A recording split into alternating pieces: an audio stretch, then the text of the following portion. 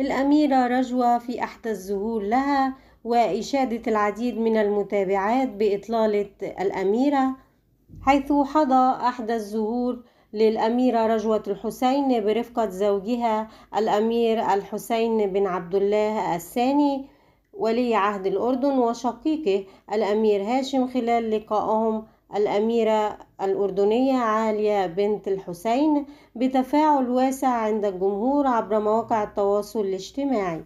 الأميرة عليا وثقت صورة عبر حسابها في إنستجرام وعلقت مع الأحباء الأمير الحسين والأميرة رجوة الحسين والأمير هاشم العبد الله بارك الله فيهم أجمعين. واتضح أن هذا اللقاء كان خلال مشاركة الأمير الحسين بن عبد الله الثاني وزوجته الأميرة رجوة في عقد قران طلال الصالح نجل الأميرة عليا بنت الحسين شقيقة ملك الأردن عبد الله الثاني الذي تم يوم الخميس الماضي. وأشادت العديد من المتابعات بإطلالة الأميرة رجوة، حيث ظهرت بفستان من مجموعة باكو رابان باللون الزهري وزينته طبعات لنباتات خضراء. ويعد فستان الأميرة رجوة من ضمن تشكيلة قدمتها دار باكو رابان للأزياء في متجر هارفي نيكلز بدبي، حيث تم تنسيق هذه